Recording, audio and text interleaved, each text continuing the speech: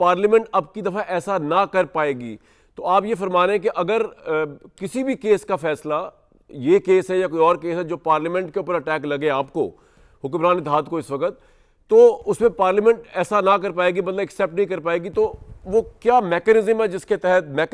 तहत आप supreme court का एक रिव्यूड फैसला जब हो जाएगा, अगर होता है और वो भी खिलाफ आता है बकौल आपके पार्लियामेंट के या बकौल हुकूमत के या पीटीआई के हक में आता है, वो ऐसा क्या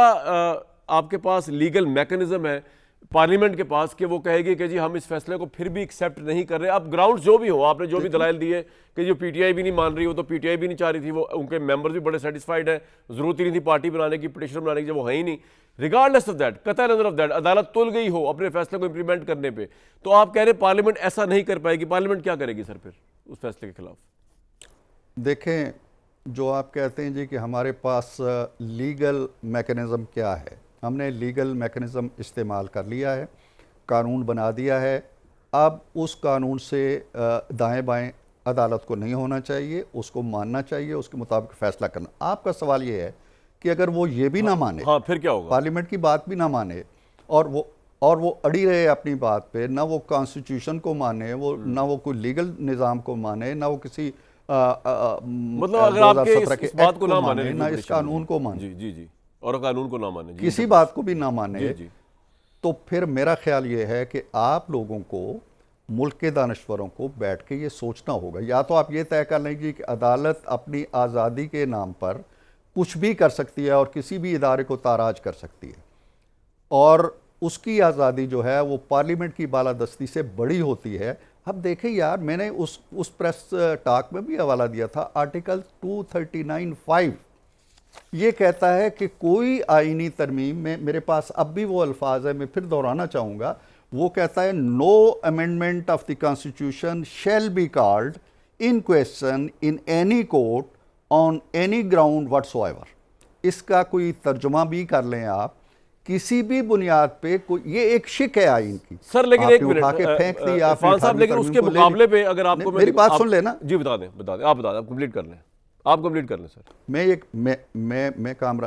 कामरान ये कह रहा हूँ, अब ये शिक आइन के अंदर मौजूद है ना, 239(5). अब 239(5) प्रैक्टिकली लिखी हुई है आपके आइन की सब्ज किताब में, लेकिन मीनिंगलेस कर दिया है इन्होंने इसको तख्ता स्याह से मिटा दिया है, इसलिए कि जी ये हमारी उसमें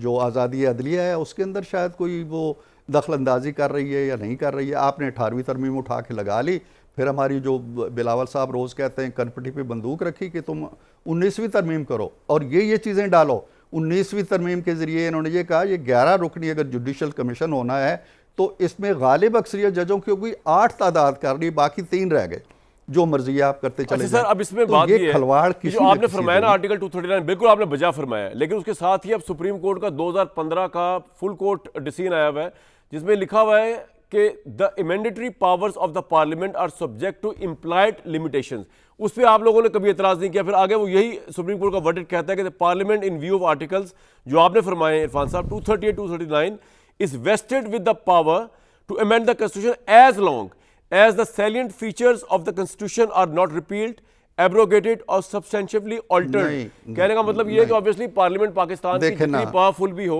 वो ये नहीं कह सकती कि पाकिस्तान इस्लामी जमहूरिया पाकिस्तान नहीं होगा, और अगर ऐसा होगा तो ऑब्वियसली वो कोर्ट में चैलेंज हो जाएगा। लेकिन मैं इस पे बात नहीं कर रहा आपसे, ये आपकी बात है सुप्रीम कोर्ट का, उसके मुकाबले मैं बात करूंगा ना, चले, लेकिन मेरा बात ना करें, ठीक है आप कीजिएगा, लेकिन मेरा पॉइंट सर, मैंने जब आपसे पूछा कि पार्लियामेंट कुछ करेगी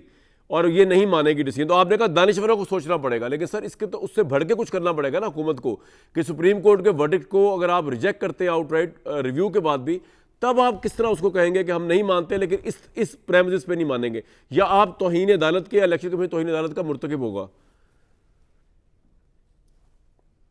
देखिए, तौहीन अदालत में भी वज़राए आज़म घरों में जा चुके हैं, तनख्वाहें लेने पे जा चुके हैं, आगे क्या होता है हमें कुछ पता नहीं है। लेकिन मैं ये ज़रूर कहता हूँ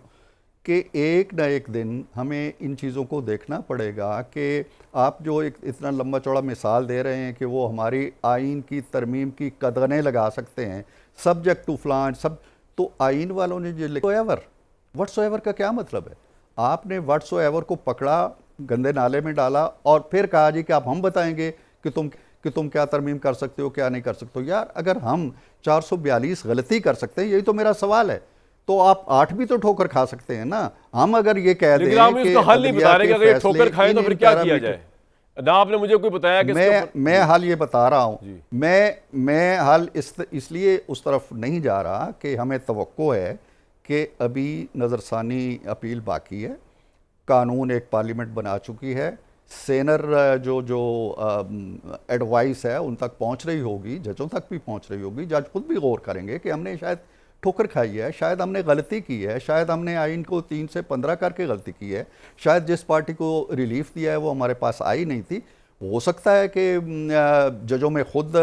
एक सोच पैदा हो जाए तो मामला ख़त्म हो जाएगा, मामला ठीक हो जाएगा। अदरवाइज़ ये है कि यहाँ ऐसे फैसले जो पहले आपने कर दिया था इंतखाबात का, सारे फैक्टर्स को रद्द करते हुए, वो नहीं माना गया, गाड़ी चलती रही। आप ऐसे फैसले ना करें। आपकी तौकीर, आपकी अज़मत, आपका वक़ार, आपकी अहमियत, आपका इफ्तिखार ये है कि आप वो फैसले दें जो आइन के मुताबिक हों, जो कानून के मुताबिक हों और जो दूसरे मुश्किल में न डालें। अब 5 अर्जियां तो इलेक्शन कमीशन मुझे एक ब्रेक के लिए कहा जा रहा है, आपसे बहुत सी बातें पूछनी है। आपने ये कहा, बड़ी इंटरेस्टिंग आपने बात की कि जिस तरह इलेक्शन के मामले पे फैसला नहीं माना गया था सुप्रीम कोर्ट का, इस तरह गालबन ये फैसला भी नहीं माना जाएगा। अगर आपके तमाम दलाइल और आपके तमाम इलेक्शन कमीशन जो चाह रही है, जुडिशियल रिव्यू में जाना चाह रही है, उसके बाद भी अगर सुप्रीम कोर्ट नहीं मानती तो ये माना जाएगा और गाड़ी इसी तरह चलती रहेगी। तो ये बड़ी इंटरेस्टिंग बात है। मैं क्योंकि I myself is a political realist, मैं इस पे तो नहीं जा रहा कि मुल्क के अंदर क्या तहते हो जाएगा, कानून की धज्जियाँ उड़ जाएंगी, रूल ऑफ लॉ नहीं रहेगा अगर सुप्रीम कोर्ट का फैसला नहीं माना जाएगा। आम क्रिमिनल भी सोचेगा कि अगर हुकूमत वक्त जो है फैसला ना मानकर इस मुल्क के अंदर आइन को बेहरमती कर सकती है या अदालत की बेहरमती कर सकती है तो हम क्यों माने। मैं इन चीज़ों में नहीं जा रहा, लेकिन कहने का मतलब ये है कि अगर आप फैसला नहीं मानेंगे तो उसके बाद सुप्रीम कोर्ट की क्या हैसियत रह जाएगी। और ये आइनी अदालत जो है, ये इसका मकसद जो है उस पर भी जो तनकीद की जा रही है उस पर भी ज़रूर इरफान साहब से पूछेंगे कि अगर इसका मामला सिर्फ इतना ही है, इतना ही मकसद है कि जज कोर्ट्स के जो केसेस हैं उनसे तवज्जो हटाई जाए या लगेज हटाया जाए, तो ये जजेस कौन से आसमान से उतरेंगे, भी पाकिस्तान के सिस्टम के अंदर ही हैं। तो इसका मकसद दूसरी पार्टी समझती है कि उनको नुकसान पहुँचाना है ताकि अपने मनपसंद एक कोर्ट बना के किया। इस पर कोई रिस्पॉन्ड कर दीजिएगा। और दूसरा, नवाज शरीफ साहब के मुतालिक ज़रूर मैं जानने की कोशिश करूँगा। जब पूछा इरफान साहब से, वो कह रहे हैं मुतहरिक होने वाले, लेकिन इस बात को काफ़ी अर्सा हो गया मुतहरिक हो नहीं रहे और जजों के इस्तीफ़ों के हवाले से बड़ी खबरें गर्दिश कर रही हैं। तो इसका भी उन्होंने सोचा हुआ क्या करना है जब ऐसा मौका अगर खुदा न खास्ता पाकिस्तान में आता है। पाकिस्तान की रियासत क्या सोचती है इस तमाम मामलों पर, नेक्टा की रिपोर्ट क्या कहती है, कितना बड़ा कैजुअल्टी ऑफ जस्टिस हो रहा है कोर्ट्स के अंदर।